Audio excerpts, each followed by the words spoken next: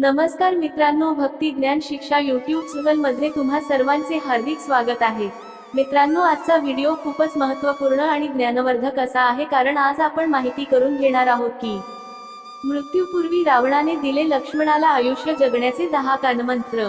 1. शुभस्य शीघ्रम, कोणतेही शुभ काम त्वरित करावे। 2. शत्रूला कमी ओळखू नका। 3. कधीही आपली गुपिते सांगू नका। 4. शक्ती कमवा। 5. नेहमी काहीतरी नवीन करा। 6. तपश्चर्याने सर्व काही मिळेल। 7. नियमित देवाची पूजा करा। 8. आयुर्वेदाचे ज्ञान असणे आवश्यक आहे। 9. वचनबद्धता मजबूत असणे आवश्यक आहे। 10. नेहमी शास्त्राचा अभ्यास करा।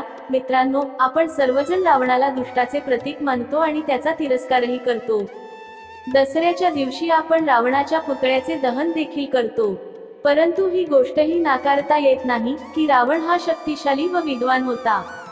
त्याला तंत्रविद्येचे पूर्ण ज्ञान होते। म्हणूनच मृत्यूपूर्वी रावणाने लक्ष्मणाला जीवनाचे असे 10 धडे दिले, जे जाणून घेणे कोणासाठीही वरदानापेक्षा कमी नाही।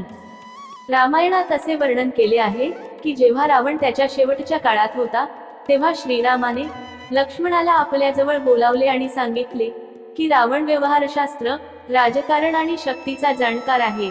अशा वेळी जेव्हा तो जगाचा निरोप घेणार आहे, तेव्हा तुम्ही त्याच्याकडे जा आणि जीवनाचे काही धडे घ्या, जेणेकरून तुम्ही तुमच्या आयुष्यात यशस्वी होईल।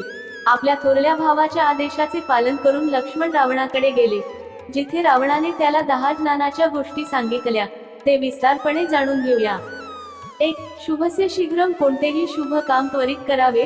रावणाने लक्ष्मणाला पहिला धडा देताना सांगितले की शुभ कार्यात कधीही उशीर करू नये। कोणत्याही शुभ कार्याचा विचार होताच किंवा मनात विचार आला की ते लगेच करावे, याच्या उलट अशुभ काम जेवढे टाळले जाते तेवढे ते योग्य असते। जर लोक तुम्हाला कोणतेही काम करण्यास मनाई करत असतील, तर ते काम करण्यापूर्वी तुम्ही पुन्हा एकदा विचार केला पाहिजे, नाहीतर तीच अवस्था होईल जी आज माझी आहे। 2. शत्रूला कमी ओळखू नका। रावणाने लक्ष्मणाला दिलेला दुसरा धडा हा होता की कोणीही आपला प्रतिस्पर्धी किंवा शत्रू कधीही आपल्यापेक्षा लहान किंवा कमी समजू नये। रावणाने कबूल केले की श्रीराम यांना सामान्य माणूस समजणे ही त्याची सर्वात मोठी चूक होती। जर तो त्याच्या अहंकारामध्ये चिरडला गेला नसता आणि जर त्याने श्री प्रभू रामाला स्वतःहून कमकुवत मानले नसते, तर कदाचित तो जगू शकला असता। 3. कधीही आपली गुपिते सांगू नका। विद्वान रावणाने लक्ष्मणाला तिसरे ज्ञान देताना सांगितले की आपण आपले रहस्य कोणालाही सांगू नये। जसे मी माझ्या मृत्यूचे रहस्य कोणाला सांगितले नसते, तर आज मी मरण पावलो नसतो। हे गुपित मी माझ्या भावाला सांगितले होते, पण त्याने हे गुपित श्रीरामाला सांगितले, त्यामुळेच आज मी मृत्यूशय्येवर झोपलो आहे। 4. शक्ती कमवा। लक्ष्मणाला चौथा धडा देताना रावणाने सांगितले की माणसाने नेहमी आपली शक्ती कमवत राहिली पाहिजे। त्यांचे तुकडे होऊ देऊ नका, कारण या आपल्या शक्ती आहेत ज्यांच्या जोरावर आपण राज्य करू शकतो। 5. नेहमी काहीतरी नवीन करा। रावणाने 5वा धडा शिकवला की माणसाने सतत नवीन शोध लावत राहावे। मी माझ्या आयुष्यात खूप शोध घेतला, सोने सुगंधाने भरण्याचा विचारही करत होतो, पण त्याआधी माझी शेवटची वेळ जवळ आली आहे। 6. तपश्चर्याने सर्व काही मिळेल। 6वा सर्वात महत्त्वाचा धडा देताना रावणाने सांगितले की कोणताही मनुष्य तपश्चर्येद्वारे काहीही साध्य करू शकतो। जसे मला तपश्चर्या करून अनेक वरदान मिळाले होते, त्याप्रमाणे माणसाने नेहमी तपश्चर्या किंवा कष्ट करत राहावे। 7. नियमित देवाची पूजा करा। 7वा धडा देताना रावणाने सांगितले की माणसाने देवाची पूजा केलीच पाहिजे। जसे मी भगवान शंकरांची पूजा केली होती आणि त्यांच्या भक्तीमुळे मला इतके ज्ञान मिळाले होते। जर माणसाला विद्वान आणि सामर्थ्यवान बनायचे असेल, तर त्याने आपल्या एका इष्टदेवाची पूजा केली पाहिजे। 8. आयुर्वेदाचे ज्ञान असणे आवश्यक आहे। रावण पुढे म्हणाला की माणसाला आयुर्वेदाचे ज्ञान असले पाहिजे, कारण आयुर्वेद हे एक मोठे ज्ञान आहे, ज्याद्वारे आपण आपले प्रथमोपचार किंवा शारीरिक समस्या स्वतः कमी करू शकतो। 9. वचनबद्धता मजबूत असणे आवश्यक आहे।